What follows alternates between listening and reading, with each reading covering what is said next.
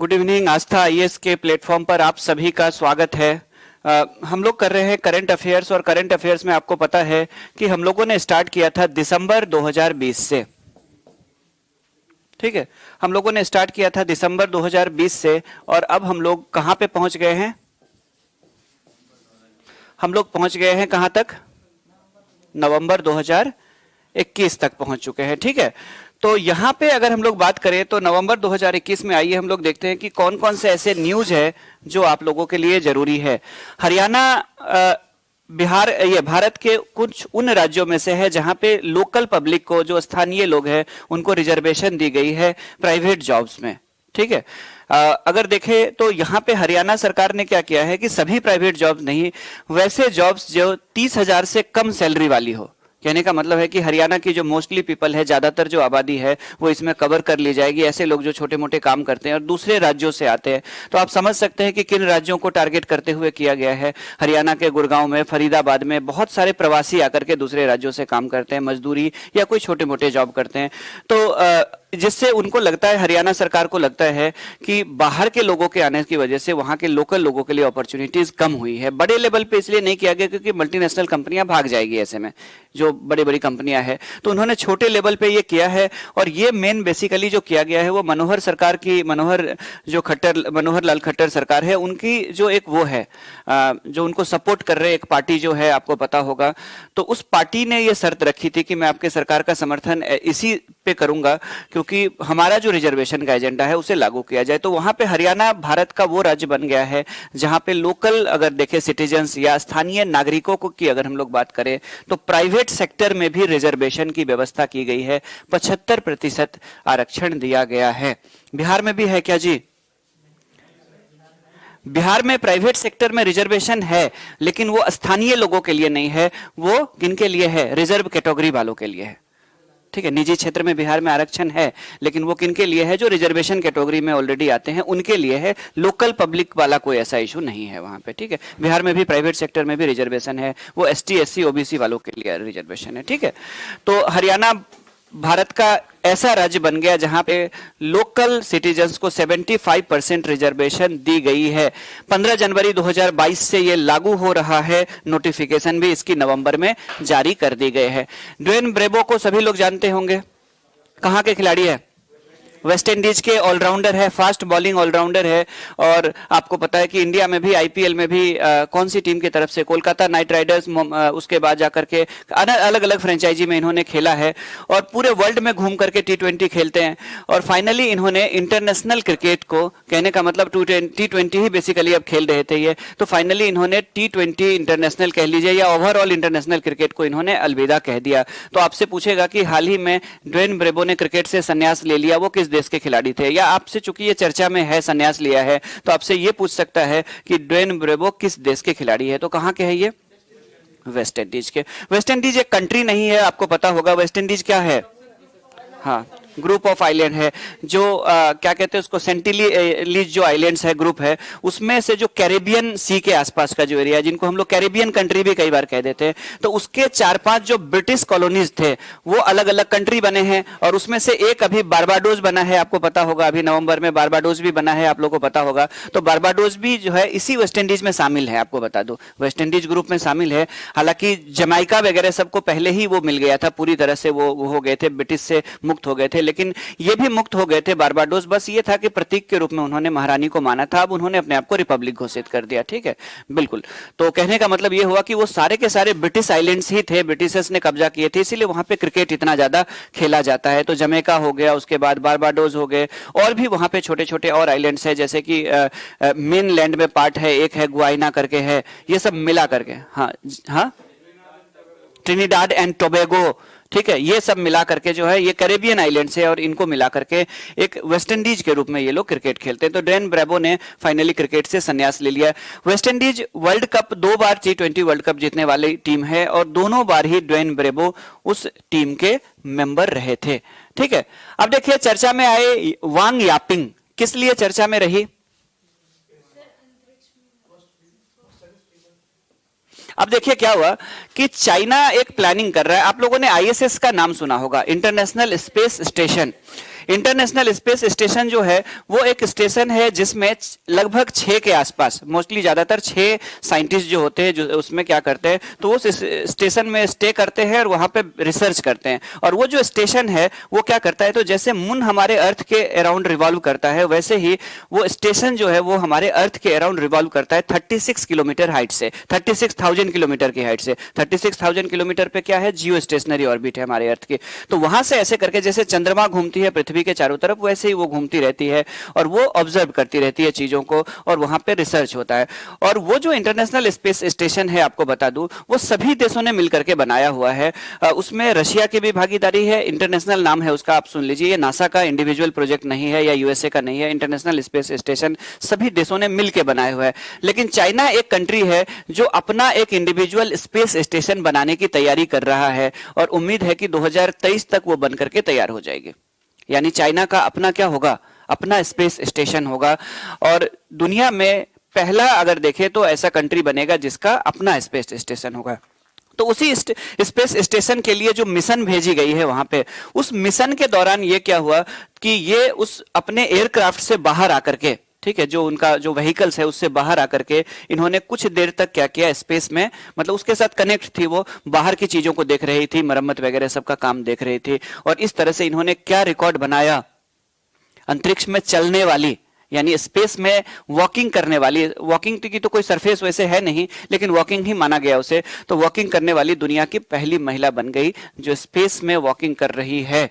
ठीक है जी। और चाइना की बात करें तो चाइना की भी तो खैर पहली है ही ओवरऑल। चलिए, तो स्पेस स्टेशन चाइना बनाने जा रही है, ये निकल के आएगा। और आपका एक न्यूज यहां पे निकल करके आएगा कि वांग यापिंग जो नवंबर 2021 में चर्चा में रही, पर्सन इन न्यूज में पूछा जा सकता है, ठीक है, पर्सन इन न्यूज जो होती है उसमें पूछा जा सकता है वांग यापिंग कहाँ की है जिसने अंतरिक्ष में चहलकदमी की, ऐसे करके पूछा जा सकता है। तो कहाँ की है, चाइना की है।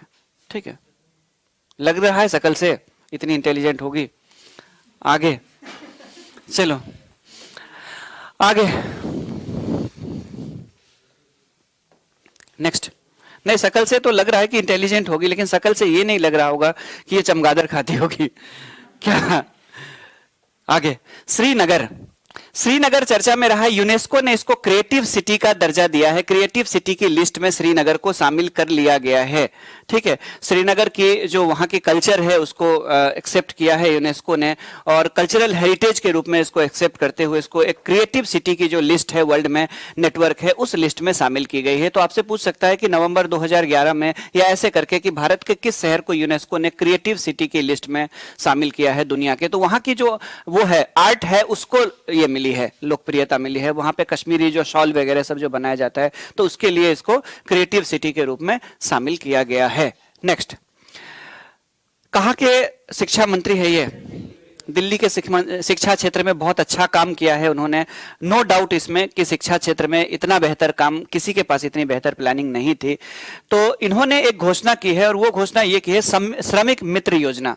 ठीक है, और इसके तहत क्या है कि जो श्रमिक मित्र है वो क्या कर रहे हैं, तो वो डोर टू डोर दिल्ली में जा रहे हैं और लोगों की कार्ड बनवा रहे हैं।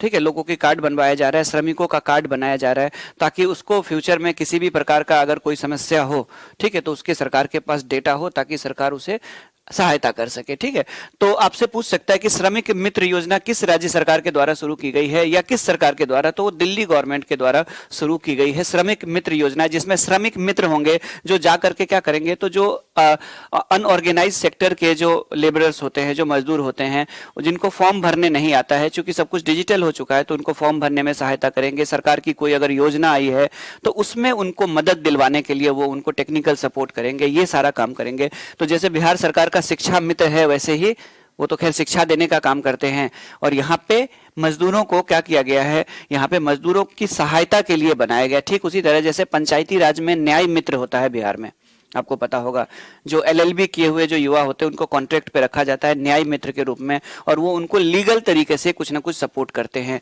ठीक है, तो यहाँ पे श्रमिक मित्र योजना की शुरुआत आपसे पूछेगा कहाँ पे की गई है, तो दिल्ली में की गई है, और 800 ऐसे श्रमिक मित्र जो होंगे वो दिल्ली में डोर टू डोर जाकर के लोगों के कार्ड्स बनवाएंगे, लोगों को स्कीम्स के बारे में बताएंगे, लोगों की हेल्प करेंगे। ठीक है, आगे नेक्स्ट, आर हरि कुमार क्यों चर्चा में रहे जी, बताइए। वायुसेना प्रमुख बने हैं। आज एक दुखद घटना भी आप लोगों को देखने को मिला है, और ये आर हरि कुमार अभी चूंकि यही है ना, तो ये अभी वहां के लिए तमिलनाडु के लिए रवाना भी हो गए थे। अभी मैं न्यूज देख रहा था, ठीक है। चूंकि अगर देखें तो तीनों सेना प्रमुख में शायद यही सीनियर होंगे, मुझे लगता है अब, ठीक है। अब हिसाब से देखें तो आज की तो वो दुखद घटना है, और अभी तक हालांकि कंफर्मेशन तो नहीं आई है। उनकी हालत हालांकि बहुत ज्यादा गंभीर है। 14 लोग थे टोटल, उनमें से 11 डेड बॉडी मिल चुकी है, कंफर्म हो चुकी है, जो मीडिया रिपोर्ट्स के अनुसार, ठीक है। मीडिया रिपोर्ट्स पे ही हम लोग विश्वास कर सकते हैं, अभी हमारे पास कोई दूसरा सोर्स नहीं है। 3 लोग गंभीर रूप से घायल है, उनमें से जो हमारे सीडीएस हैं वो भी है, ठीक है। जनरल बिपिन रावत जो हमारे सीडीएस हैं अभी, वो भी है, और उनकी हालत गंभीर है। तो यहाँ पे बात करें तो आर हरि कुमार अगर बात करें तो वाइस एडमिरल थे, और वाइस एडमिरल से अब ये क्या बन गए हैं, सॉरी ये एयरफोर्स के नहीं है, ये नौसेना के हैं। एयरफोर्स के भी चेंज हुए थे, पिछले क्लास में मैंने कराया था, सॉरी, ठीक है। तो ये एयरफोर्स के नहीं है, ये नेवी के हैं, और एडमिरल जो होते हैं वो नेवी में होते हैं। तो ये वाइस एडमिरल थे, और वाइस एडमिरल से अब क्या बन गए हैं, एडमिरल बन गए हैं, यानी नौसेना प्रमुख बन गए हैं आर हरि कुमार।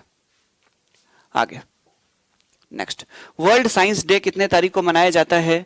10 नवंबर को मनाया जाता है वर्ल्ड साइंस डे या विश्व विज्ञान दिवस। इससे ज्यादा फैक्ट कुछ ऐसा बनता नहीं है। आप लोगों का करंट अफेयर्स तेजी से आप लोग देख लीजिए, क्विक रिवीजन कर लीजिए। यहाँ पे एक आपका वो बन सकता है, वो है थीम। मैं यहाँ से थोड़ा साइड हो, जलवायु के लिए तैयार समुदायों का निर्माण, यानी क्या है, बिल्डिंग क्लाइमेट, ठीक है, रेजिलेंट कम्युनिटीज, ठीक है। ये इस बार का थीम रखा गया है, 2021 के साइंस डे का थीम रखा गया है। नेक्स्ट देख लीजिए, इंटरनेशनल सोलर अलायंस, सुना है आप लोगों ने नाम? वेरी गुड, ठीक है।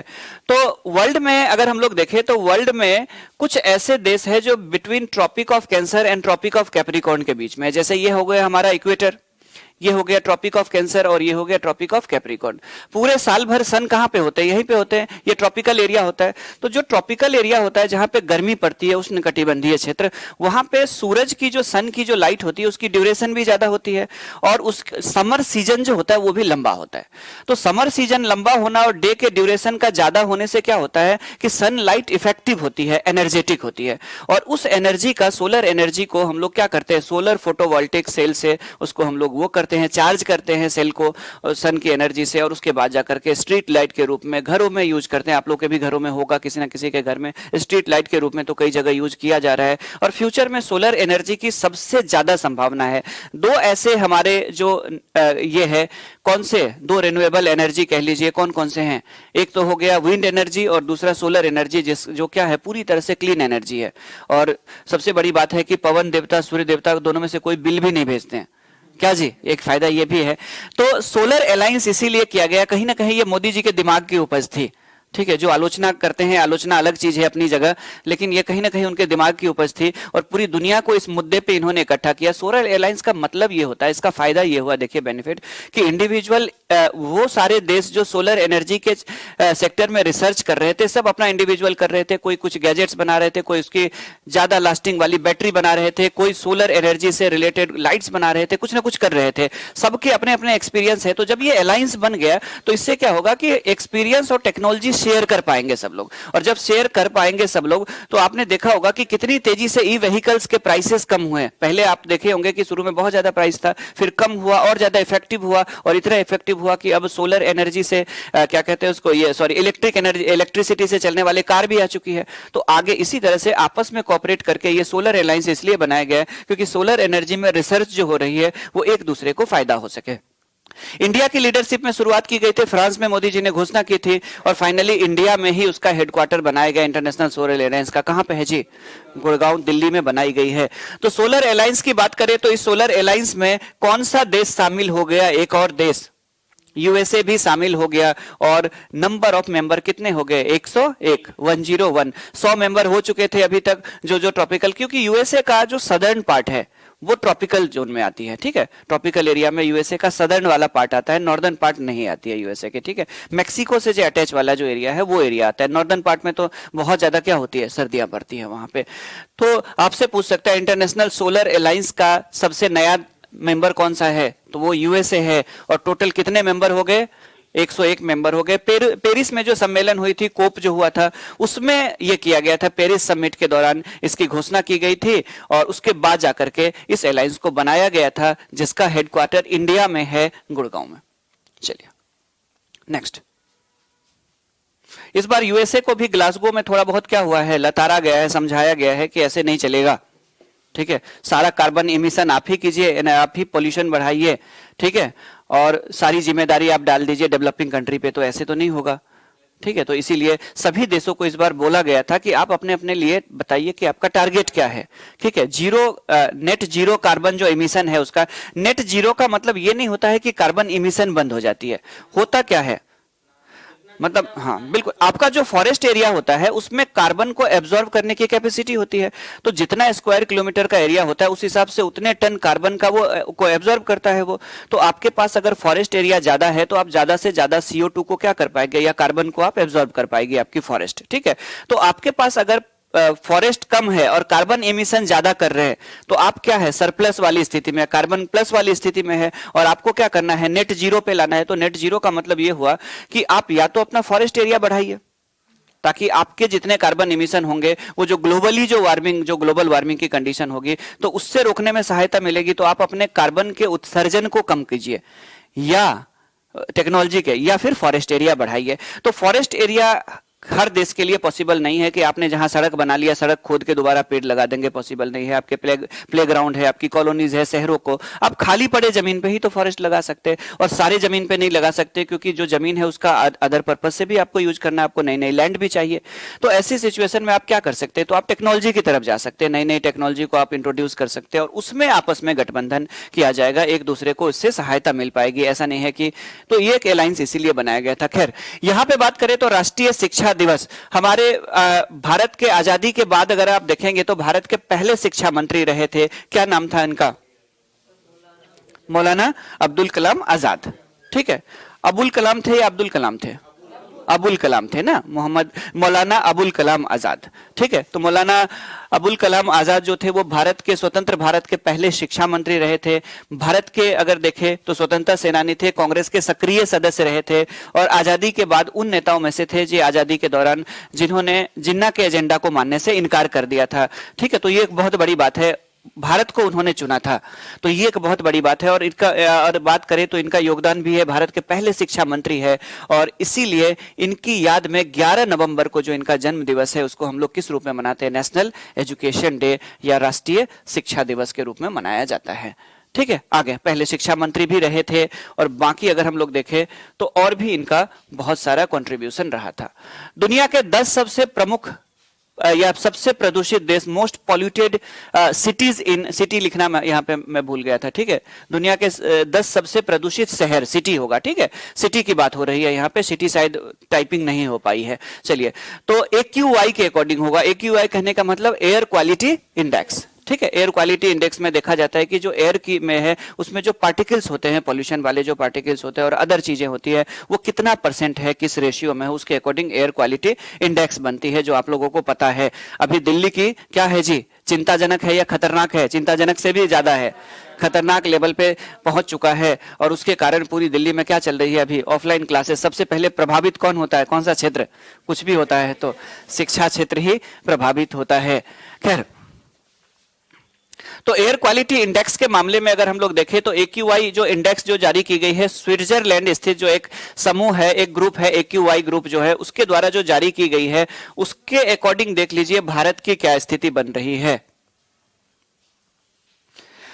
सबसे ज्यादा खराब है 56, अगर देखें दुनिया के 56 क्या है यहाँ पे, ठीक है। दुनिया के अगर हम लोग बात करें 556 के औसत के हिसाब से देखें AQI, तो दिल्ली नंबर 1 पे है, यानी 556 AQI दिल्ली का एवरेज है, ठीक है। और बीच में आपको याद होगा कि 600 पार कर गया था ना, एकदम से जब वो इमरजेंसी वाली स्थिति आ गई थी 600, अब थोड़ा सा कम तो हुआ है, लेकिन 556 का मतलब क्या होता है पता है, 556 का मतलब होता है कि एक व्यक्ति दिन भर में 10 सिगरेट के बराबर का धुआं वैसे ले रहा है अगर वो सिगरेट नहीं पी रहा है तो, मतलब 10 सिगरेट जितना नुकसान करता है आपके फेफड़े को, उतना सांस के माध्यम से हम लोग दिल्ली की हवा को ले रहे हैं, जो कि क्या है 10 सिगरेट के बराबर है। और उसमें कुछ लोग ऐसे भी है जो दिन भर में 10 और ले भी रहे हैं, और वो व्यक्ति सबसे ज्यादा मास्क लगा के घूमता है, बोलता है बड़ा पॉल्यूशन हो गया दिल्ली में, क्या जी।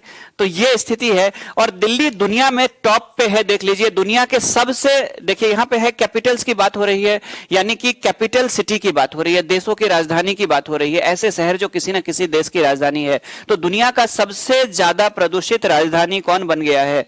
ठीक है, लाहौर तब भी 354 है, कम है। सोफिया या बुल्गारिया जो कि कहां पे है जी, ईस्टर्न यूरोप में है, तो वहां पे क्या है 178 है, तो ये कम माना जाएगा। कोलकाता का भी कम माना जाएगा, लेकिन दिल्ली एनसीआर का देख लीजिए हालत, क्या जी, दिल्ली एनसीआर का कितना है? ठीक है, दिल्ली के साथ साथ पूरा एनसीआर का है। तो एक गुजरात टूरिज्म का एक नारा है ना, कुछ दिन गुजारिए, तो दिल्ली एनसीआर का नारा क्या हो सकता है? क्या रखा है हुक्का बीड़ी और सिगार में, धुआं लेना है तो कुछ दिन गुजारो दिल्ली एनसीआर में, क्या जी। मतलब ये स्थिति है, इतने सारे धुएं, क्या जी। तो ये है दिल्ली की स्थिति। खैर, तो 556, तो विश्व में नंबर 1 राजधानी, दुनिया की सबसे प्रदूषित राजधानी एयर पॉल्यूशन के हिसाब से देखे, या एक्यूआई के अकॉर्डिंग देखे, एक्यूआई चूंकि पॉल्यूशन को ही मापता है, उसी को प्रदर्शित कर रहा है, तो दुनिया का सबसे क्या होगा राजधानी। अब एक बार फिर से देखिए कि एक अच्छा, इतने क्यूट सा स्माइल करने वाला विलियमसन, ठीक है, फाइनल में भी जब हारा था, आपको याद होगा, पिछली बार भी बड़ा अफसोस हुआ था, ठीक है, और इस बार रो दिया। पिछले बार तो मुस्कुराता रहा, इस बार फाइनली भावनाएं बाहर आ गई, ठीक है। और इस बार भी ऑस्ट्रेलिया, पिछली बार इंग्लैंड और इस बार ऑस्ट्रेलिया से, शायद इसके नसीब में है ही नहीं। खैर जो हो, तो T20 वर्ल्ड कप भारत के लिए तो एक दुखद वो है, यादगार है, जिसे भूलना ही भारत पसंद करेगा। पता ही नहीं चला भारत कब गया खेलने और कब भारत खेला और कब भारत बाहर हो गया। भारत मतलब इतनी खराब स्थिति कि हम उम्मीद कर रहे थे कि अफगानिस्तान हरा दे न्यूजीलैंड को, जबकि खुद हार के गए थे।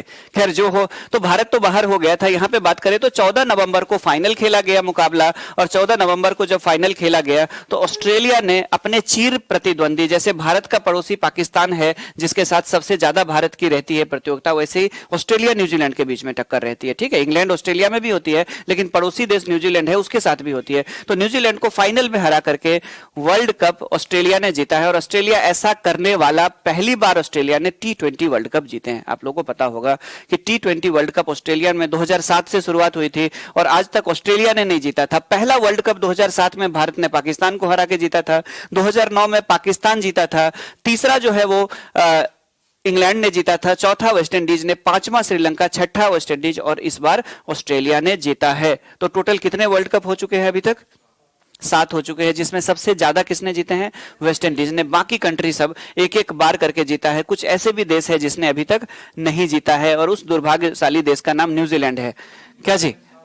साउथ अफ्रीका तो खैर कुछ भी नहीं जीता, इंग्लैंड तो जीत चुका है। साउथ अफ्रीका तो चोकर्स कहा जाता है उसको। चोकर्स का मतलब क्या होता है? हाँ बिल्कुल, जब सही मौका आता है उसी समय उनके ना तो बल्लेबाज चलते हैं ना गेंदबाज चलते हैं, उन बेचारों की ये स्थिति है। तो वर्ल्ड कप से यहां से जो क्वेश्चन बनेगा वो ये बन सकता है कि 2021 के world cup T20 world cup के विजेता कौन है, ठीक है, उप विजेता कौन है, ठीक है। 2 क्वेश्चन बनेंगे, ज्यादा यहां से कुछ बनेगा नहीं। कहां पे हुआ था? तो यूएई में हुआ था, क्या जी, यूएई में हुआ था ना, संयुक्त अरब अमीरात में ही इसका आयोजन किया गया था। तो 3 चीजें बन सकती है यहां से क्वेश्चन आपके। रानी कमलापति रेलवे स्टेशन, जिसको पहले किस नाम से जानते थे? हबीबगंज स्टेशन। हबीबगंज स्टेशन भारत का पहला क्या है जी? कहां पे है? भोपाल में। यह किस लिए चर्चा में रहा था? पहले चर्चा में इसमें रहा था क्योंकि पीपीपी मॉडल के तहत इस स्टेशन को बनाया गया है, और यह भारत का पहला ऐसा रेलवे स्टेशन है जिसको प्राइवेट सेक्टर ने डेवलप किया हुआ है, ठीक है। और एयरपोर्ट की जो फैसिलिटी होती है वो फैसिलिटी यहां पे दी गई है, जो एयरपोर्ट की जो स्टैंडर्ड होती है, जितनी चीजें होती है उस हिसाब से इसको डेवलप किया गया है। प्राइवेट सेक्टर ने इसको डेवलप किया है पीपीपी मॉडल के तहत। आप लोग इकोनॉमिक्स में पीपीपी मॉडल पढ़ेंगे, सर आप लोग को पढ़ाएंगे, पब्लिक प्राइवेट पार्टनरशिप, ठीक है, सरकार और निजी दोनों मिलकर के भागीदारी करके इसको बनाई है। और भोपाल में है ये, भोपाल के मेन स्टेशन से अलग है हबीबगंज, और इसका अब जाकर के इस प्राइवेट स्टेशन का नाम बदलने का फैसला किया गया है। रानी कमलापति जो है वो वहां के स्थानीय जनजातियों की रानी थी, वहां की जो ट्राइबल्स है, ट्राइब्स जो है, तो ट्राइब्स कम्युनिटी की वहां की रानी थी ये, और उन्हीं के नाम पे रानी कमलावती। तो आपसे पूछेगा कि रानी कमलापति, तो रानी कमलापति स्टेशन, हबीबगंज स्टेशन का नाम, नया नाम रखा गया। और हबीबगंज स्टेशन क्या है? भारत का पहला प्राइवेट स्टेशन है। चलिए ठीक है, तो रेलवे भी कुछ नए नए काम कर रही है। आपको पता होगा कि पूरी तरह से महिला वाला स्टेशन कौन सा है, जिसमें पूरी तरह से पूरा स्टेशन को ही महिला हैंडल करती है।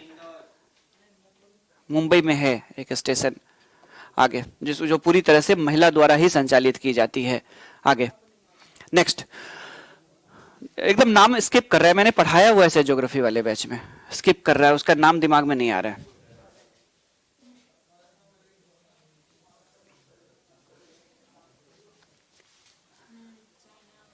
आगे, दुनिया का सबसे अमीर देश टोटल वेल्थ के अकॉर्डिंग देखे तो किसको पछाड़ करके बना है? तो ये प्रतीक रूप से लगाया गया यूएस फ्लैग और ऊपर चाइना का फ्लैग है, यानी यूएसए को पीछे करते हुए चाइना। जैसा कि उम्मीद था कि वो 2028-29 तक ऐसा होगा, लेकिन अभी अगर देखें 2028-29 तक उम्मीद थी कि दुनिया की सबसे बड़ी इकोनॉमी कौन बन जाएगी? चाइना। लेकिन जो रिपोर्ट्स आ रही है अलग अलग सोर्सेस की, वो अलग अलग सोर्सेस की रिपोर्ट के अकॉर्डिंग अब अमेरिका दूसरे स्थान पे आ चुका है। और चाइना की बात करें तो दुनिया का सबसे अमीर देश, हालांकि अमीर कहने का मतलब पर कैपिटा इनकम बहुत ज्यादा नहीं होगी, क्योंकि पॉपुलेशन जो उसकी है वो 1 अरब 42 करोड़ है, जबकि अमेरिका की पॉपुलेशन सिर्फ 31 करोड़ है। तो दोनों की प्रॉपर्टी अगर बराबर ही है, थोड़ा सा ही कम है अमेरिका का, तब भी अमेरिका ज्यादा अमीर होगा। ठीक है, अमेरिका में अगर देखें तो ज्यादा बिलियनियर्स भी और पर कैपिटा भी ज्यादा हो जाएगा, 4 गुना ज्यादा उसकी पॉपुलेशन है, गरीबी भी है चाइना में। लेकिन ओवरऑल टोटल अगर हम लोग उसकी प्रॉपर्टी की बात करें या टोटल उसकी संपत्ति की बात करें तो उस मामले में दुनिया का सबसे अमीर कौन बन चुका है जी? आपका भारत कौन से पोजीशन पे है? बीच में 5 पे आया था और 5 के बाद फिर कहां चला गया? एक बार एक स्थान और बीच में पिछड़ गया अभी कोविड। बैलेंस शीट के अकॉर्डिंग किया गया है, जो बैलेंस शीट पे नजर रखने वाली जो एक कंसल्टेंट है मैकेंजी एंड कंपनी, उसने अपनी रिसर्च में ये बात कही है कि सबसे अमीर जो देश है वो चाइना बन चुका है। आईएनएस विशाखापट्टनम उद्घाटन करने गए थे, आपको याद होगा इसका, कौन? राजनाथ सिंह जी रक्षा मंत्री गए थे। तो आईएनएस विशाखापट्टनम क्या है जी? भारतीय नौसेना का युद्ध पोत है। ठीक है, भारतीय नौसेना का ये सब मैरीन है, युद्ध पोत है इंडियन नेवी को, और इसको शामिल किया गया है किसमें? भारतीय नौसेना में शामिल कर लिया गया है। आईएनएस क्या नाम है? विशाखापट्टनम। आगे कहां पे बनाया गया है? ये मुंबई के डॉकयार्ड में बनाया गया है आईएनएस विशाखापट्टनम। आगे नेक्स्ट, बाकी आत्मनिर्भर भारत के तहत बनाया गया है। कहने का मतलब यह हुआ कि आत्मनिर्भर भारत की स्कीम के तहत ज्यादा से ज्यादा देश में ही प्रोडक्शन करने की बात हो रही है, तो उसी के तहत स्वच्छ सर्वेक्षण जो नया रिपोर्ट आई है, जो पुरस्कार जो दिया गया है अर्बन अफेयर्स और housing and urban affairs ministry के द्वारा, तो फिर से लगातार कौन से साल तक देख लीजिए, लगातार 5वीं बार नंबर 1 पे कौन सा शहर है? इंदौर नंबर 1 पे है। सबसे ज्यादा स्वच्छ शहरों की लिस्ट में लगातार 5वें बार इंदौर रहा है। उसके बाद सूरत वगैरह सब आता है, सूरत विजयवाड़ा, ठीक है, सूरत विजयवाड़ा वगैरह सब आते हैं। तो इंदौर भारत का सबसे स्वच्छ शहर का दर्जा लगातार 5वें साल तक इंदौर ने जीता है। उसके बाद जाकर के देख लीजिए तो गंगा किनारे जो शहर है उसमें किसको मिला है? गंगा किनारे अगर आप लोग देखेंगे तो गंगा किनारे आपको शहर कौन कौन से दिखाई देते हैं? गंगा किनारे आपको दिखाई देते हैं कानपुर जो बहुत ज्यादा गंदा है, प्रयागराज ठीक ठाक है, वाराणसी, वाराणसी के बाद कौन सा? पटना, हाँ बक्सर वगैरह सब उतना फेमस नहीं होगा, पटना, भागलपुर, उसके बाद जाकर के आगे चले जाइए आप लोग कोलकाता वगैरह से जो हुगली के, तो उसमें वाराणसी को सबसे ज्यादा स्वच्छ शहर का, गंगा के किनारे जितने भी शहर है उसमें वाराणसी को सबसे स्वच्छ शहर माना गया है। और स्वच्छता सर्वेक्षण की अगर बात करें तो उसमें सबसे स्वच्छ स्टेट किसको मिला है? छत्तीसगढ़ को मिला है। ठीक है, ये याद रहेगा आप लोग को। नीचे की रैंकिंग जानने की भी कोशिश ना करें अगर आप बिहार से हैं तो, ठीक है, समझ ही गए होंगे। नीचे की रैंकिंग जानने की कोशिश ना करें, आपको खुद ही पता चल गया होगा कि कौन सबसे नीचे है। जैसा कि मैंने एक बार देखा था कि सबसे स्वच्छ स्टेशन का जो मिला था जयपुर को मिला था, उससे पहले उदयपुर को मिला हुआ था, आप लोगों को पता होगा। तो उस दौरान मैंने एक बार जानने की कोशिश की कि सबसे नीचे कौन हो सकता है। बड़ा अफसोस हुआ कि मेरे घर के बगल का ही वो स्टेशन था, तो इसीलिए दरभंगा स्टेशन है, ठीक है, सबसे नीचे था। तो इसीलिए इसमें जानने की, नहीं मधुबनी के हैं, ठीक है, हमारा स्टेशन बहुत खूबसूरत है जी, आप गूगल करके देख लीजिए, पूरी पेंटिंग से सजा दी गई है उस स्टेशन को, और लोगों ने, कलाकारों ने 1 रुपया भी नहीं लिया उस पेंटिंग के लिए, श्रम दान किया था लोगों ने। लेकिन दरभंगा की खैर अब जाकर के सुधर जाए। तो सबसे स्वच्छ जो होगा वो लगातार 5वें वर्ष इंदौर होगा, और सबसे स्वच्छ जो वो राज्य होगा वो होगा छत्तीसगढ़ होगा। ठीक है, वीरता पुरस्कार जो मिला है, गैलेंट्री अवार्ड्स, वो आमतौर पर उन लोगों को मिला है जिन लोगों ने कुछ ना कुछ अदम्य साहस दिखाया था पिछले साल। ठीक है, इस बार थोड़ा लेट से मिला है, आप लोगों को पता होगा, ठीक है, ये हालांकि 2019 वालों का ही है, आप लोगों को पता है, अब तो 21 चल रही है, 19 में हुई थी ना ये सब सारी चीजें, तो कोविड की वजह से ये सब स्थगित चल रहा था। तो इसमें अगर हम लोग बात करें तो वीर चक्र दिया गया है ग्रुप कैप्टन अभिनंदन। हालांकि उस समय ये ग्रुप कैप्टन नहीं थे, उस समय क्या थे, विंग कमांडर। ठीक है, प्रमोट करके बाद में उनको ग्रुप कैप्टन तब बनाया गया जब इन्होंने मिग-29 से किसको मार के गिराया था, F-16। ठीक है, बालाकोट स्ट्राइक के बाद ये हुआ था। बालाकोट स्ट्राइक के बाद पाकिस्तान ने क्या किया था कि जवाबी कार्रवाई के तहत पाकिस्तान के कुछ F-16 जो है वो इंडिया की तरफ एंटर कर रहे थे और भारतीय सेना का जो वो था बेस था उस पर वो बमबारी करने वाले थे। और फिर इन्होंने तेजी से, इनकी पूरी टीम ने काम किया और फाइनली इस वीरता के लिए, खास करके सबसे बड़ी बात है कि दुश्मन देश में के सेना के द्वारा पकड़ लेने के बाद भी कहीं से चेहरे पे खौफ नहीं दिख रहा था, बल्कि एक कॉन्फिडेंस दिख रहा था। क्या जी, कहीं से लग रहा था कि मुझे छोड़ दो, मुझे जाने दो, मेरे परिवार है, बच्चा, ऐसा कुछ नहीं लगा। एकदम खड़े रहे। पूछा गया तो ऑफिशियली ढंग से जवाब दिए। जब और बातें जाननी चाहिए तो सीधे बोल दिया मैं इससे आगे नहीं बताऊंगा, आपको याद होगा बिल्कुल। तो इस तरह से देखे और बिल्कुल एकदम स्पष्ट रूप से मौत के मुंह में खड़ा है, आंख में पट्टी है और चारों तरफ गन लेके खड़े हैं लोग पाकिस्तान में, पता ही नहीं कि मैं कहां पे हूं अभी, और दुश्मन से घिरा हुआ, तब भी वही बात बोल रहा है कि मैं नहीं बताऊंगा। आप सोच सकते हैं कि इतना बहादुरी। और वो वीडियो भी पाकिस्तान ने देकर के एक तरह से बहादुरी दिखाया, वीडियो ये करके। उसमें एक घटना और हुई थी कि 2 F-16 गिरे थे, एक नहीं गिरा था, 2 F-16 गिरे थे। ठीक है, और ये सॉरी, एक F-16 गिरा था, सॉरी, और एक हमारा मिग-29 गिरा था। तो जो F-16 गिरा था उसका भी पायलट जो है उसने भी पैराशूट से जंप किया था और इसने भी, अभिनंदन ने भी, दोनों ने जंप किया था। तो पाकिस्तान के दिन का स्टेटमेंट जो आया था वो ये आया था कि हमने 2 पायलट पकड़े हैं इंडियन। बाद में हुआ यह था कि वहां के लोकल जो कबीले के लोग थे उन्होंने पाकिस्तानी एयरफोर्स ड्रेस में नहीं पढ़ा, उनको इतनी इंग्लिश आती तो आतंकवादी थोड़े बनते। तो खैर जो हो, तो उन्होंने क्या किया, उनको लगा कि ये इंडियन एयरफोर्स का पायलट है और उसको पीट पीट करके घायल कर दिया। बाद में उसकी मृत्यु हो गई। आज भी उसका वो बनाया गया है। ठीक है, और वो भी एयरफोर्स फैमिली का ही था, ठीक इसी तरह जैसे अभिनंदन है। ठीक है, तो ये दुर्भाग्य है पाकिस्तान का। तो बाद में पाकिस्तान ने स्टेटमेंट चेंज किया, नहीं हमने एक ही पकड़ा है, तो खुद की बदनामी होती। तो ये चीजें मीडिया में आई थी। खैर, तो अभिनंदन को उनकी बहादुरी के लिए क्या मिला है जी, वीर चक्र मिला है। आगे उसके बाद जाकर के देखें तो यहाँ पे जो वीरता वाली पुरस्कार है, तो अभिनंदन वर्धमान ने जो किया था बालाकोट स्ट्राइक के बाद जो ये घटना हुई थी, उसके बाद जाकर के देखें तो मेजर विभूति शंकर डोंडियाल, याद है आप लोग को पुलवामा की घटना के बाद जो आतंकवादी कार्रवाई जो की गई थी आतंकवादियों पे, तो इन्होंने मेजर जो थे वो उस समय लीड कर रहे थे, आप लोग को पता होगा, और ये उसी दौरान शहीद हो गए थे। और इनको शहीद होने के बाद इनको क्या मिला है, शौर्य चक्र मिला है। आपको पता होगा कि इनकी पत्नी निकिता ने भी इंडियन आर्मी ही ज्वाइन किया है विधवा होने के बाद। शादी ही हुई थी, अभी बच्चा भी नहीं हुआ था, लेकिन बात करें तो उन्होंने फिर भी, अगर देखें आप तो उन्होंने भी सेवा के लिए, पूरा आर्मी फैमिली ही है इनकी। ठीक है, तो इनकी पत्नी ने भी आर्मी को ही ज्वाइन किया है। ये उनकी माताजी है जो ये अवार्ड ले रही है। अवार्ड क्या कहे, सम्मान कह सकते हैं आप लोग। तो शौर्य चक्र जो मिला है वो मेजर विभूति को मिला है। ठीक है, उत्तराखंड के थे, बिल्कुल। तो एक परंपरा होती है, कुछ लोग अगर हम बात करें तो अपने हमेशा दिल में अपने हिंदुस्तान को बसा के रखते हैं। आगे बाकी दोनों तरह के लोग हैं भारत में। नायक सूबेदार सोमबीर, इनको भी शौर्य चक्र से सम्मानित किया गया है। ठीक है, नायर ये भी जम्मू कश्मीर के ही शहीद हुए थे शायद, मुझे इनके बारे में पूरा डिटेल में नॉलेज नहीं है। खैर, अमरावती की बात करें तो फाइनली ये विवाद खत्म हो गया। फाइनली ये विवाद खत्म हो गया। पिछले साल के नवंबर अक्टूबर के महीने में ये हुआ था कि 3 कैपिटल डिक्लेयर किया था इन्होंने, ये क्या कहते हैं उनको, क्या नाम है, जगमोहन रेड्डी ने, जगमोहन रेड्डी साहब जो वहां के मुख्यमंत्री थे। 3 कैपिटल इन्होंने बनाया था। विशाखापत्तनम को आंध्र प्रदेश की, ये देखिए यहाँ पे विशाखापत्तनम एग्जीक्यूटिव कैपिटल बनाया था इन्होंने। अमरावती को लेजिस्लेटिव कैपिटल, और यहाँ पे कुरनूल करके होगा एक जिला, ये रहा कुरनूल। ठीक है, तो कुरनूल को उन्होंने जुडिशियरी कैपिटल बनाया था। और 3 कैपिटल, और इतना विवाद हुआ था कि स्टेट गवर्नमेंट के इतने खर्चे बढ़ जाएंगे, लोगों की परेशानी बढ़ जाएगी। ठीक है, एक काम विधानसभा में होगा, एक काम सचिवालय में होगा, और फिर उसको कोर्ट जाना पड़ेगा। आप सोच करके देखो, क्या जी, पटना में सचिवालय हाई कोर्ट के बीच में जाता है तो ऑटो वाला लूट लेता है, इतना पैसा लेता है, और ये तो वहां से वहां जा रहा है। क्या जी, कभी गए, कभी काम हो जाए सचिवालय और कोर्ट दोनों का, तो देख लेना कितना पैसा लगता है।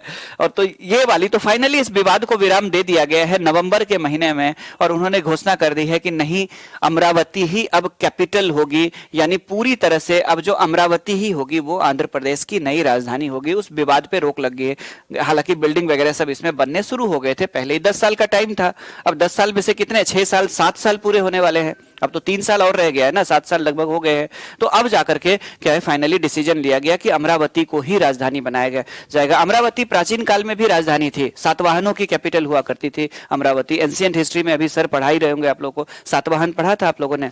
माता जी के नाम पे होते थे सारे राजा, अपने माता जी का नाम रखते थे, वशिष्ठी पुत्र पुलवामी, और कौन कौन थे, गौतमी पुत्र शातकर्णी। ठीक है, तो इन लोगों की कैपिटल क्या थी? आई थिंक अमरावती ही थी, सातवाहनों की। अमरावती किसी की कैपिटल तो है, हाँ हाँ, तो अमरावती किसकी कैपिटल है? किसी की तो कैपिटल है। नहीं, अमरावती कैपिटल है, प्राचीन में आप लोग पढ़ लीजिएगा हिस्ट्री में, अमरावती किसी प्रतिष्ठित उसकी कैपिटल है। ठीक है, आप लोग देख लीजिए, हाँ आप लोग देख लीजिएगा कमेंट में। अच्छा, 13 लोगों के मौत की पुष्टि, मृत्यु की पुष्टि हो चुकी है। ओ माय गॉड, मतलब 14 में से 13 जो बच्चे होंगे, शायद बिपिन रावत जी होंगे, या जो हो, भगवान करे वो बच जाए। आगे आगे चलिए, नेक्स्ट तो हो गया आप लोग का। तो अमरावती जो है वो राजधानी बनाई गई है, अब डिक्लेयर हो गया है कि अमरावती कैपिटल होगी किसकी? आंध्र प्रदेश की। ठीक है, आगे बाकी ये देख लीजिए, 2021 में इन्होंने ये फैसला लिया है और उस कानून को खत्म कर दिया जिसके तहत 3 कैपिटल बनाने की बात हो गई थी। इंदिरा गांधी पीस प्राइज, ठीक है, इंदिरा गांधी शांति पुरस्कार किसको दिया गया है जी इस बार? हाँ, समाज सेवी संस्थान है एक, प्रथम। ठीक है, एक समाज सेवी संस्थान है प्रथम, जो बच्चों के एजुकेशन के लिए, खास करके जो गरीब, जो स्लम्स वगैरह सबके जो बच्चे होते हैं उनके लिए काम करने वाली एक एनजीओ है। और उस एनजीओ जिसका नाम प्रथम है, उसको क्या मिला है? इंदिरा गांधी शांति पुरस्कार से सम्मानित किया गया है। आगे नेक्स्ट, याद होगा बिहार रेजिमेंट के जवान थे, बिहार रेजिमेंट के ऑफिसर थे, ठीक है, कर्नल थे, और एलएसी पे यानी भारत और चाइना के बीच जो झड़प चल रही थी, उस झड़प के दौरान अपने कुछ मेंबर्स के साथ, अपने कुछ जवानों के साथ ये वहां पे गए और पाकिस्तान वो चाइनीज के साथ हाथापाई हुई और उन्होंने चीटिंग करते हुए इन पे हमला कर दिया। ठीक है, ये बातचीत के लिए गए हुए थे, ऑफिसर थे, ये लीड कर रहे थे टीम को, और बातचीत के लिए गए हुए थे, निहत्थे थे, और उन लोगों ने, कायरों ने इन पे हमला किया, और इस झड़प के दौरान कर्नल संतोष बाबू शहीद हो गए थे। और इनको मरणोपरांत, आपको पता है कि परमवीर चक्र और महावीर चक्र जो होती है और शौर्य चक्र जो होती है, ये सब किसके लिए दिया जाता है? मरणोपरांत दिया जाता है। ठीक है, तो इनको महावीर चक्र से सम्मानित किया गया। महावीर चक्र जो है वो परमवीर चक्र के बाद भारत का दूसरा सबसे प्रतिष्ठित है। ठीक है, शहीदों को दिया जाने वाला सम्मान है। तो महावीर चक्र से संतोष बाबू को सम्मानित किया गया था। मूल रूप से आंध्र प्रदेश के थे शायद, हाँ मूल रूप से आंध्र प्रदेश के थे, और बिहार रेजिमेंट में ये, ठीक है, बिहार रेजिमेंट में अगर बात करें तो ये कर्नल थे। आगे बिहार रेजिमेंट की ही पोस्टिंग थी जब एलएसी पे, हाँ परमवीर चक्र,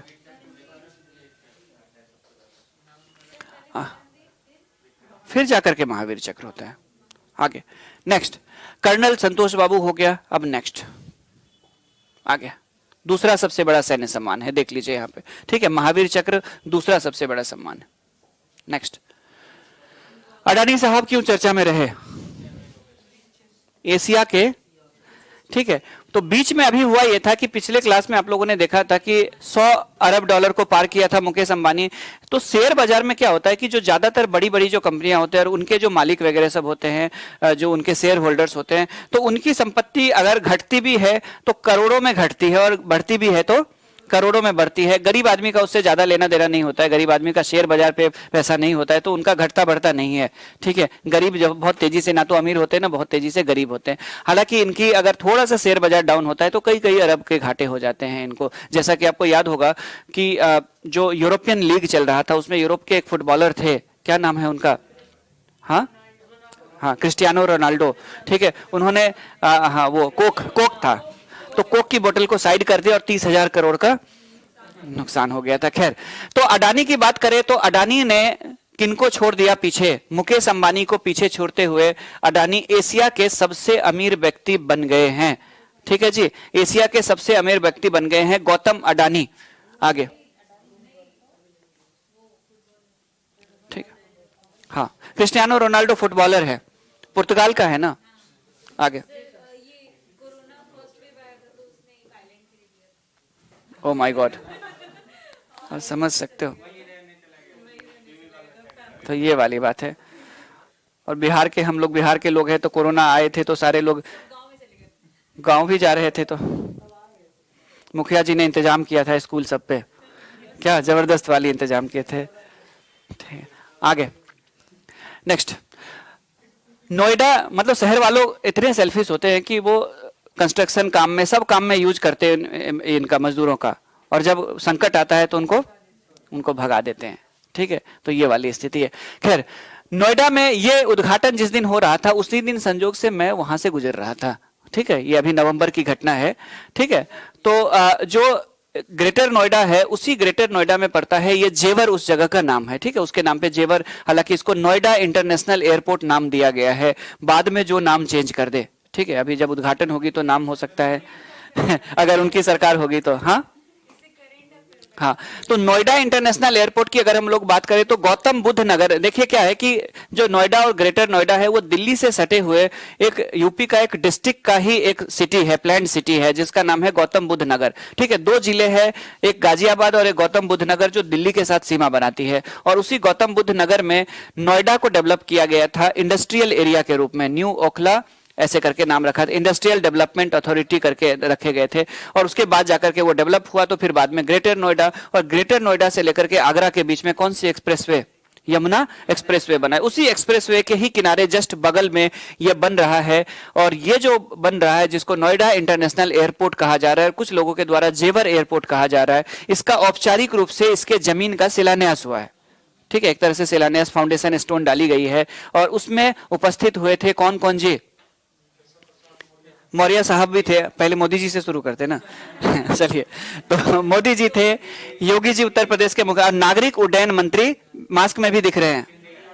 तो एयर इंडिया के बिकने के बाद अब कोई काम तो रहा नहीं इनके पास, कोई काम है अब? मतलब सिविल एविएशन मिनिस्ट्री के पास एयर इंडिया को हैंडल करने के अलावा अब कोई काम तो नहीं था, और एयर इंडिया क्या हो चुकी है? बिक चुकी है। तो अब यही काम सब बचा हुआ है। हाँ, अब पतंग भी कंट्रोल करेंगे आप लोग बोलेंगे। चलिए, काम नहीं रह गया है मिनिस्ट्री का, आप सीधे सीधे एक्सेप्ट कीजिए कि नहीं काम रह गया अब इनके पास। खैर, जो हो, तो एयरपोर्ट उद्घाटन में पहुंचे, मैं तो लाइव भी हूं, ये सब नहीं बोलना चाहिए। चलिए, खैर, तो नोएडा इंटरनेशनल, हाँ, नहीं, जॉब नहीं जाती है। कोई भी अगर कंपनी होती है तो मालिक बदल जाते हैं। ठीक है, मालिक बदल जाते हैं, स्टाफ वही रहता है। उसमें कुछ ऐसे स्टाफ होते हैं ना, नहीं चाहे तो हटा सकते हैं, लेकिन क्यों हटाएंगे? उसको हटाएंगे ना जो किसी काम का नहीं है। प्राइवेटाइज कोई भी खरीदती है तो क्या, किसके लिए खरीदती है? मुनाफे के लिए खरीदते हैं। वैसे जिद्दी स्टाफ जिन्होंने ऑर्गेनाइजेशन को बैठा दिया है, ठीक है, काम नहीं करना चाहते थे क्योंकि सरकारी नौकरी थी, तो वो लोग हटेंगे तो उससे क्या होगा? ऑर्गेनाइजेशन फिर से चल निकलेगा। तो ये चीजें तो होती है। आगे, तो प्राइवेट सेक्टर ने उसने उसको क्यों लिया है? इसीलिए लिया है क्योंकि उसमें जो जो कमी है उसको दूर करेंगे। कुछ कर्मचारी अगर उसमें काम नहीं कर रहे हैं तो उनको वीआरएस दे देंगे, कुछ टेक्नोलॉजी पुरानी हो चुकी है तो नई टेक्नोलॉजी लाएंगे। ठीक है, सारी चीजें करेंगे, उस पर काम करेंगे, तब जाकर के फिर से वो अगर चलने लगेगी तो फिर जरूरत पड़ेगी तो फिर रिक्रूट करेंगे लोगों को, नए बेड़े में शामिल करेंगे विमान, तो और लोग रिक्रूट होंगे। तो ये चीजें होती है। चलिए, सरकार नहीं चला पाई, खैर जो हो। तो नोएडा इंटरनेशनल एयरपोर्ट की बात करें, जिसको जेवर एयरपोर्ट भी कहा जाता है, क्योंकि उस जगह का नाम जेवर है, ये क्या बनने जा रही है जी? एशिया का सबसे बड़ा एयरपोर्ट बनने जा रहा है। दिल्ली एनसीआर के अंदर ये दूसरा एयरपोर्ट होगा। और फ्यूचर में जो नोएडा फिल्म सिटी बन रही है, एक डेवलप हो रही है, एक बड़े साइबर सिटी के रूप में भी डेवलप हो रही है, तो उसके लिए ये काम करेगा। ये देखिए उसका मॉडल है, ये सारे विमान रखे हुए, आप देख सकते हैं कि कितना खूबसूरत ये एयरपोर्ट होगा। ये एशिया का और भारत का तो ऑलरेडी सबसे बड़ा एयरपोर्ट होगा ही, क्योंकि इंदिरा गांधी एयरपोर्ट के टर्मिनल्स को और बढ़ाने की गुंजाइश नहीं है, दिल्ली में लैंड की कमी है, और इसीलिए एनसीआर में इसे एक बड़ा सा एयरपोर्ट बनाने की हमें जरूरत महसूस हो रही थी। ओवरऑल देखें तो 5 इंटरनेशनल एयरपोर्ट कहां पे हो गए जी? उत्तर प्रदेश में। कौन कौन से? ये हो गया जेवर, ठीक है, अयोध्या, अयोध्या, चलिए वेरी गुड, चलिए वेरी गुड। तो पीपीपी मॉडल के तहत इसको बना। बिहार में कितने इंटरनेशनल एयरपोर्ट है? कौन सा? जयप्रकाश नारायण और गया इंटरनेशनल एयरपोर्ट। हाँ, नहीं नहीं, दरभंगा इंटरनेशनल नहीं है, गया को मानते, गया को ही मानते हैं। देखिए क्या है कि एयरपोर्ट अथॉरिटी ऑफ इंडिया की बात करें तो उसके अकॉर्डिंग तो दोनों में से कोई एयरपोर्ट नहीं है। एयरपोर्ट अथॉरिटी ऑफ इंडिया ने मान्यता नहीं दी है, लेकिन इंटरनेशनल लेवल पे जो सिविल एविएशन वाली एक ऑर्गेनाइजेशन है उसने इंटरनेशनल लेवल पे उसको मान्यता दी हुई है। एयरपोर्ट अथॉरिटी ऑफ इंडिया की लिस्ट में नहीं आते हैं, दोनों में से कोई नहीं आते हैं। वो इसलिए नहीं आते हैं क्योंकि उसका रनवे छोटा है, पटना वाले का रनवे काफी छोटा है। ठीक है, फ्यूचर में पटना एयरपोर्ट को या तो शिफ्ट करना पड़ेगा या पटना एयरपोर्ट के जगह पे एक और एयरपोर्ट पटना से बाहर बनानी पड़ेगी, क्योंकि उसके रनवे का जो साइज है वो बीटा में बन रही है ना, क्योंकि इसके रनवे का साइज छोटा है। तो बड़े वाले जो विमान है उसको उतारने में, लैंडिंग में फ्यूचर में दिक्कत आएगी। ब्रेक मारेगा तो पता चलेगा नया टोला तक चला गया। हाँ हाँ हाँ हाँ, दो जगह जाती है, लेकिन उसको डोमेस्टिक की श्रेणी में रखा जाता है। पता नहीं क्यों रखा जाता है। इंटरनेशनल एयरपोर्ट तो हम लोग कहते हैं, लेकिन एयरपोर्ट अथॉरिटी ऑफ इंडिया उसको इंटरनेशनल की लिस्ट में नहीं रखती है। खैर जो हो, यहाँ पे हम लोग बात करते हैं किनकी? आईएनएस वेला। क्या है जी? एक पनडुब्बी है। ठीक है, आईएनएस वेला जो है वो एक मझगांव डॉक में बनाया गया एक स्कॉर्पियन श्रेणी का एक पनडुब्बी है, जिसका नाम दिया गया आईएनएस वेला, जिसको इंडियन नौसेना में, नेवी में इसको शामिल कर लिया गया। कहां पे बनाया गया है ये? Mazagon dock shipyard limited. कहां पे है जी? मुंबई के जस्ट बगल में है, महाराष्ट्र में। आगे, नेशनल मिल्क डे कितने तारीख को मनाते हैं? 26 नवंबर को। क्या होता है नेशनल मिल्क डे के रूप में, क्यों मनाते हैं? इंडिया में फादर ऑफ व्हाइट रेवोल्यूशन किनको माना जाता है? डॉक्टर वर्गीस कुरियन। तो डॉक्टर वर्गीस कुरियन जिन्होंने अमूल ब्रांड की शुरुआत की थी और जिन्होंने कोऑपरेटिव सोसाइटी मॉडल के तहत इंडिया में मिल्क प्रोडक्शन को बढ़ाने के लिए उन्होंने काम किया था। कोऑपरेटिव सोसाइटी मॉडल को गुजरात में लागू किया और उसके बाद जाकर के महसाना और आनंद के आसपास के क्षेत्र में, और उसके बाद जाकर के क्या हुआ कि गुजरात में ओवरऑल मिल्क का प्रोडक्शन बढ़ा। फिर उसी कोऑपरेटिव सोसाइटी मॉडल के तहत बिहार में भी पारस, ये सुधा, ठीक है, बिहार में सुधा, उसके बाद जाकर के यूपी वगैरह सब में पारस है, दिल्ली एनसीआर में मदर डेयरी है, आप लोगों को पता होगा। ठीक है, तो ये कोऑपरेटिव सोसाइटी के तहत डेवलप हुआ और धीरे धीरे भारत में क्या हुआ कि मिल्क का प्रोडक्शन बढ़ा, और इतना ज्यादा बढ़ा कि आज भारत विश्व में कौन से रैंक पे है दूध के उत्पादन में? फर्स्ट। Very good. तो पहले स्थान पे भारत दूध के मामले में पहुंच चुका है और सबसे, हाँ, प्रोडक्टिविटी ज्यादा है, वो यूरोप को सप्लाई करता है। भारत में अवेलेबिलिटी ठीक ठाक है, 350 ml per day per capita per day है। ठीक है, यानी भारत में जिस समय व्हाइट रेवोल्यूशन शुरू नहीं हुई थी, आबादी आज की कितनी थी? आधी थी आबादी, तब भी per capita per day milk हमारे लिए अवेलेबल था सिर्फ 100 ml, और आज 350 ml को पार कर चुका है। ठीक है, तो कुल मिलाकर के इनके इसी कंट्रीब्यूशन को ध्यान में रखते हुए इनके बर्थडे को नेशनल मिल्क डे या राष्ट्रीय दुग्ध दिवस के रूप में मनाने का फैसला किया गया है। एक डे और मिसिंग है यहाँ पे, 26 नवंबर को एक और दिवस मनाते हैं भारत में, कॉन्स्टिट्यूशन डे। क्यों मनाते हैं? संविधान को एडॉप्ट किया गया था, पूरी तरह से इंप्लीमेंट किया गया था 26 जनवरी को। ठीक है, तो 24 जनवरी को राष्ट्रपति चुने गए, कौन? डॉक्टर राजेंद्र प्रसाद, और 26 जनवरी को संविधान पूरी तरह से लागू कर दिया गया था। तो 1949 को ही संविधान को ये किया गया था, एडॉप्ट किया गया था, और हमारे उसमें भी प्रियम्बल में भी यही लिखा हुआ है, लाइन 26 नवंबर भी लिखा हुआ है। तो 26 नवंबर को संविधान दिवस भी है और दुग्ध दिवस या मिल्क डे के रूप में भी मनाया जाता है। डॉक्टर वर्गीस कुरियन का बर्थडे। डॉक्टर वर्गीस कुरियन कहाँ के थे? गुजरात में तो काम किया था उन्होंने, केरल के थे बेसिकली। ठीक है, साउथ वाले ही है, नॉर्थ वाले नहीं लाते हैं रिवॉल्यूशन। हाँ, चलिए आगे। मतलब साउथ के लोग ज्यादा दिमाग से होते हैं, तेज, ये आप कहना चाह रहे हैं? ठीक है, अच्छा एक चीज बता दीजिए कि नॉर्थ वाले और साउथ वाले में बोल रहे ज्यादा दिमाग है। आप देख लीजिए कि अगर बहुमत होती है तो सरकार बनाते हैं, बहुमत नहीं भी होती है तो जोड़ तोड़ के सरकार बना लेते हैं। ये नॉर्थ वालों के अंदर टैलेंट है, ये भी तो टैलेंट हुआ क्या? हाँ, पॉलिटिक्स में आ गया, नहीं मेजोरिटी है पॉलिटिक्स में इसीलिए आ गए हैं। साउथ जो विरोध कर रहा है, आपको पता होगा कि कब तक के लिए 2026 तक सीट नहीं बढ़ाया जाएगा। आपको पता है 1971 का सेंसस क्यों लिया गया है? आपको पता है कि 1900 वेरी गुड, ठीक है। तो 1971 के सेंसस के अकॉर्डिंग क्या किया गया है, तो भारत में लोकसभा की सीटों को बनाया गया है, वो तय किया गया है कि कितनी कितनी सीटें होगी। 71 के बाद क्या हुआ है कि नॉर्थ ने पॉपुलेशन लगातार इंक्रीज किया नॉर्थ में, और साउथ वालों ने क्या किया कि पॉपुलेशन कंट्रोल करने पे काम किया।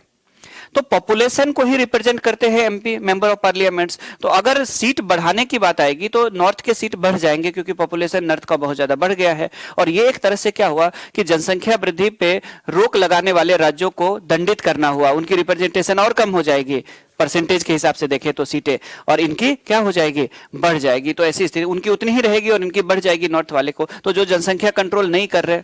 हाँ, तो ये कारण है, इसलिए 2026 तक ऐसा फिलहाल नहीं होने वाला है।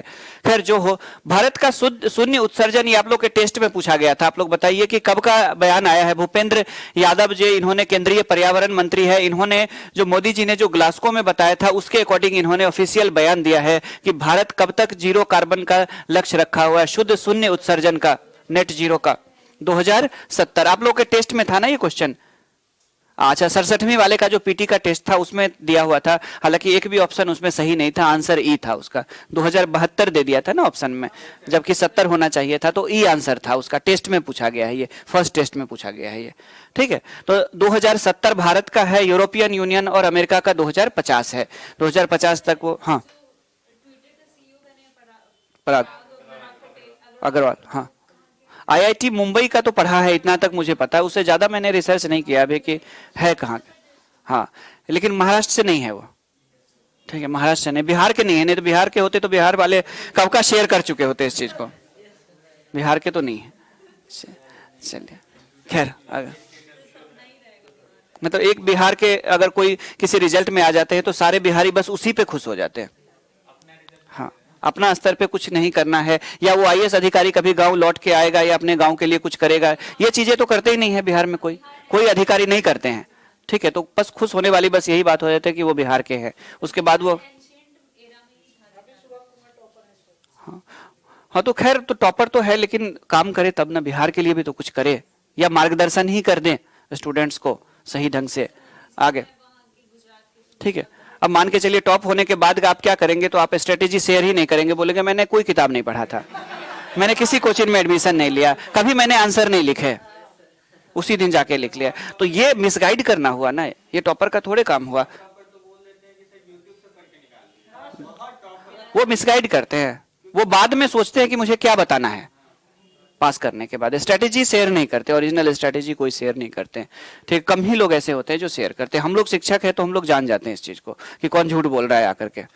खैर जो हो, अब 4 जगह से नया नया आईफोन मिल गया तो उन्हीं के यहाँ इंटरव्यू दे रहे हैं, ऐसे भी है कैंडिडेट्स। खैर, तो पाकिस्तान सबसे देखिए ये न्यूज ही मुझे करना पड़ रहा है, देख लीजिए आप लोग, 50 ट्रिलियन का कर्ज है पाकिस्तान पे, ठीक है, और पहली बार 50 ट्रिलियन को पार कर गई है, 50.5 ट्रिलियन का कर्ज हो गया है। फोटो भी उसी को दिखा रहा है, देख लीजिए, देख रहे हैं, ठीक है। और कर्ज की स्थिति इतनी हो गई है पाकिस्तानियों की, कहा जा रहा है कि एक एक पाकिस्तानी पे 3 लाख के शायद औसत के आसपास कर्ज है, 2.5 से 3 लाख के बीच में एक पाकिस्तानी पे कर्ज है। आप सोच करके देखिए, तो पाकिस्तान कर्ज के जाल में फंसता जा रहा है, और उसका रीजन क्या है, और सबसे ज्यादा जो कर्ज हुई है वो इसी सरकार के दौरान हुई है, यानी एक कर्ज को चुकाने के लिए दूसरा कर्ज लिया और ज्यादा ब्याज पे। तो फाइनली अगर आपसे पूछेगा कि भारत की कौन से पड़ोसी देश है जिसने 50 ट्रिलियन का के कर्ज के आंकड़े को पार कर गया, तो वो कौन है, ये, ठीक है, आईएमएफ से, सऊदी अरबिया से कर्ज लिया हुआ था। अभी आईएमएफ से उन्होंने बहुत सारी शर्तें उनकी मान ली है कर्ज के लिए, ठीक है। हाँ नहीं, 20 अरब डॉलर का तो अभी कल खुशी मना रहे थे पाकिस्तान लोग कि हमें कर्ज मिल गया 20 अरब, और ये नहीं सोच रहे कि 4 रुपए की ब्याज दर पे है, अगले साल चुकाना भी है, अगले साल फिर कोई बहाना बना देंगे। चलिए खैर, तो फाइनली दे दिया, सऊदी अरबिया ने 20 अरब डॉलर का कर्ज दिया है उनको। खैर जो हो, आईएमएफ ने भी शायद नहीं दे रहा है ना, आईएमएफ शर्त लगा रहा है कि हैंडल करो, अपना जो बैंक है सेंट्रल बैंक, वो हमारी देखरेख में होनी चाहिए। खैर हाँ हाँ हाँ, कंट्रोल करेंगे उसकी, हाँ बिल्कुल, तो उसी पे उनको शर्मिंदगी महसूस हो रही है आगे। खैर जो हो, तो 50 कितना कर्ज हो गया है उसका, 50.5 ट्रिलियन पाकिस्तानी रुपया इसका कर्ज हो चुका है। आप सोच करके देखिए कि क्या स्थिति है पाकिस्तान के। खैर जो, मतलब इतना कर्जा नहीं, वो पाकिस्तानी रुपया में, हम लोग डॉलर की बात कर रहे हैं। जो हम लोगों का जो लक्ष्य है ना, जो ट्रिलियन का, वो डॉलर में है। पाकिस्तानी रुपया तो वैसे भी 150 से ज्यादा का है ना। हाँ 150 प्लस है। हाँ 176 था, रोज बढ़ ही रहा है। 176 कुछ दिन पहले था, फिर 177 हुआ। खैर जो हो, दुनिया की सबसे जो ऊंची ब्रिज है वो एक वैली में बनाई जा रही है। कहां पे? मणिपुर में बनाई जाएगी। इससे पहले अगर बात करें तो मीडिया रिपोर्ट के अकॉर्डिंग इंडिया की सबसे जो हाईएस्ट पुल थी, रेलवे ब्रिज जो थी, वो कौन सी थी?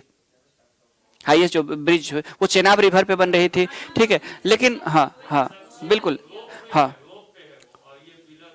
हाँ ये पिलर पे है, वो रोप पे है। ठीक है, हाँ ये रेलवे का होगा। और ये रेलवे का जो ब्रिज है, ये इंडिया का ही नहीं बल्कि क्या हो जाएगा, वर्ल्ड का सबसे ऊंचा ब्रिज हो जाएगा। 141 मीटर की ऊंचाई पे ये ब्रिज होगी और ये दुनिया की क्या होगी, सबसे ऊंची पुल होगी। ठीक है, आगे कहां पे? नोनी वैली है, वहां पे वो ये बन रहा है। चलिए आ ही गया जो न्यूज आप लोग कर रहे थे, नवंबर पे ही तो हम लोग कर रहे हैं। ठीक है, तो पराग अग्रवाल, ठीक है, पूर्व IITian, ठीक है, ट्विटर पहले इन्होंने काम किया किस किस पे? 3-4 कंपनियों में काम किया इन्होंने, माइक्रोसॉफ्ट वगैरह सब में भी कई सारे 3-4 IT कंपनियों में काम करने के बाद फाइनली पहुंचे ये कहां पे? फाइनली पहुंचे वहां पे क्या कहते हैं, ट्विटर पे। और ट्विटर के किसने इस्तीफा दिया? Jack Dorsey. ठीक है, जैक डॉर्सी जो कि फाउंडर भी है और CEO भी है। तो उन्होंने जब इस्तीफा दे दिया तो पराग अग्रवाल को क्या बनाया गया है? CEO बनाया गया है। किसका? हाँ बिल्कुल, तो ट्विटर आगे। IIT बॉम्बे से ग्रेजुएशन किया है और स्टैनफोर्ड यूनिवर्सिटी से कंप्यूटर साइंस में PhD किया हुआ है पराग। डेथ कर गए, ओ माय गॉड। हाँ तो 13 लोग तो दिखाई रहे थे ना, तो हो सकता है 14 में शायद ही, उम्मीद है। ये सब सवाल क्यों पूछते रहते? कौन कौन संस्थान में कौन टीचर पढ़ा रहे? वहां भी जाते हैं तो वहां के भी स्टूडेंट स्क्रीन में, आपको मैंने उस वाले में देखा था। आगे खैर, हाँ GS वर्ल्ड में पढ़ाते हैं अंकित कुमार सिंह जी। चलिए, सुबह वहां क्लास होती है और दोपहर को यहाँ पे होती है। चलिए, बारबाडोज, ये एकदम से ताजा न्यूज है, आप लोगों को सारा कुछ याद आ जाएगा। ठीक है, बारबाडोज की बात करें तो ये एक वेस्ट इंडीज वाला कंट्री है, उस समूह में है, कैरेबियन कंट्री है। और इसने फाइनली क्या किया, अपने आप को ब्रिटेन के महारानी से अलग कर लिया। कहने का मतलब खुशी खुशी ऐसा कर लिया। इंडिपेंडेंट पहले ही थे, ये सब के सब इंडिपेंडेंट ही थे। है क्या कि जैसे ऑस्ट्रेलिया की बात कर ले या दुनिया में कुछ ऐसे भी आइलैंड्स कंट्री है जो क्या करते हैं कि जो इंडिपेंडेंट तो है कंट्री के रूप में, लेकिन उनके देश में प्राइम मिनिस्टर चुने जाते हैं। और हमारे कंट्री में क्या होता है कि हम लोग प्रेसिडेंट भी चुनते हैं, हमारे देश में प्रेसिडेंट का भी चुनाव होता है। लेकिन जो ये कंट्री है ना, जो ब्रिटेन के कुछ ऐसे भी पुराने वाले कॉलोनीज है, उसमें क्या होता है कि वो प्रेसिडेंट नहीं चुन करके जो ब्रिटेन में जो क्राउन होते हैं, ठीक है, उनको अपना हेड मान लेते हैं अपने कंट्री का। ठीक है, औपचारिक रूप से। हालांकि ना तो डेली उनका कोई इंटरफेरेंस होगा, ना कोई किसी भी प्रकार का, नहीं, बस उनको सम्मान के रूप में मान लेते हैं। और अभी भी ऑस्ट्रेलिया और न्यूजीलैंड, इन दोनों देश में डेमोक्रेसी है, लेकिन दोनों कंट्री में प्राइम मिनिस्टर चुने जाते हैं, प्रेसिडेंट नहीं चुने जाते हैं। प्रेसिडेंट की जगह वो ब्रिटेन में जो राजकुमार, ये महारानी या महाराज जो होंगे, उसी को वो सम्मान के रूप में मानते हैं। तो ब्रिटेन में भी यही है, ये ब्रिटेन में तो है ही ऑलरेडी, वेल्स में भी यही है, स्कॉटलैंड में भी यही है, और उसके बाद जाकर के न्यूजीलैंड में भी वही है और ऑस्ट्रेलिया में भी वही है। तो बारबाडोज ने इस चीज से मुक्ति पाली। अब बारबाडोज में क्या होगा, तो अब प्रेसिडेंट भी बनेंगे, यानी कि अब महारानी वहां की औपचारिक रूप से हेड नहीं रह गई। तो बारबाडोज ने खुद को क्या कर लिया, रिपब्लिक घोषित कर दिया। बारबाडोज एक छोटा सा देश है, कैरेबियन कंट्री है। हाँ बिल्कुल बिल्कुल, आगे। तो राष्ट्रपति बनाई गई है, कौन बनी है, गवर्नर जनरल सैंड्रा मेसन यहाँ की गवर्नर बनी है। और ये दुनिया का 55वां क्या होगा, ब्रिटेन से अलग होने वाला 55वां देश है जो गणतंत्र बना है। आप समझ लीजिए, एक जमाने में ब्रिटेन का आधी दुनिया पे कब्जा था सिर्फ। हाँ बिल्कुल, कॉमनवेल्थ वाले में अब 15 कंट्री ऐसे बचे हुए जो अभी नहीं है। ठीक है, अब देख लीजिए, ये नॉर्थ अमेरिका साउथ अमेरिका के बीच का एक छोटा सा पार्ट है जिसका मैप है, कैरेबियन आइलैंड की मैं बात कर रहा हूं। जैसे ये हो गया आपका पूरा का पूरा नॉर्थ अमेरिका। ठीक है, अब उसके बाद जाकर के अगर आप देखेंगे तो यहां पे आपको दिखाई देता है ये साउथ अमेरिका, ऐसे करके। उसी में ये वाला जो क्षेत्र देख रहे हैं, यहां पे देख लीजिए, ये वाला जो क्षेत्र देख रहे हैं ना, यहां पे ये आइलैंड है और यहां पे एक छोटा सा आपको दिखाई देगा बारबाडोज आइलैंड, ये रहा कैरेबियन। ये सब वेस्ट इंडीज के रूप में खेलते हैं, एंटीगुआ, बारबुडा। ठीक है, उसके बाद जाकर के ये सारे के सारे जो छोटे छोटे जो देश है, बारबाडोज वगैरह से हो गए, ट्रिनिडाद टोबैगो हो गया, ये सब मिलकर के क्या खेलते हैं, तो ये लोग वेस्ट इंडीज के रूप में खेलते हैं, 3-4 आइलैंड मिलकर के। इसी में बारबाडोज छोटा सा ये है और इसको गणतंत्र घोषित किया गया है। ठीक है, रिपब्लिक घोषित किया गया ब्रिटेन से अलग होकर के। आगे 3 लाख हमारे यहाँ विधानसभा की ही सीटें होती है। तो कुल मिलाकर के ये है आप लोगों का आज का करंट अफेयर्स। नवंबर खत्म हो गया, ठीक है। नवंबर में न्यूज ज्यादा है नहीं, मेरे पास भी स्कोप नहीं है कि मैं न्यूज ज्यादा बढ़ाऊं, ठीक है। और बेकार के न्यूज करने भी नहीं है, हमें जो काम की न्यूज है वही करना है। तो पीडीएफ तो शायद आप लोग को मिल गया होगा, मुझे लगता है कल वाला। अक्टूबर वाला मिल गया था ना, नवंबर का भी मिल जाएगा। अक्टूबर मिल गया ना, तो अभी नवंबर का भी आप लोगों को मिल जाएगा। कल से हम लोग बिहार करंट अफेयर्स करेंगे, जो 67वीं दे रहे हैं उनके लिए बहुत ज्यादा जरूरी हो जाएगा। 68वीं वाले आके अगर देखना चाहे तो देख सकते हैं। करंट अफेयर्स ऐसे ही चलेगी आप लोगों की, स्लाइड वाला सिस्टम चलेगा। बाकी जब मैं ज्योग्राफी शुरू करूंगा तो मैं लिखवाऊंगा खूब, ठीक है। और लिखने के लिए तैयार रहिए। 68वें वाले 68 वाले नोट्स बनवाएंगे प्रॉपर क्लास में ही। हाँ, हिस्ट्री खत्म होगी तो ज्योग्राफी शुरू होगी। आज सर से मेरी बात हुई तो सर बोले कि अभी हिस्ट्री चलेगी। हाँ, नोट्स बनवाएंगे, क्लास नोट्स, ठीक है। क्लास नोट्स बनवाएंगे इस बार अच्छे से, पूरा एकदम डिटेल में लिखवा करके, ठीक है। आगे तो थैंक यू सभी स्टूडेंट्स को। चलिए।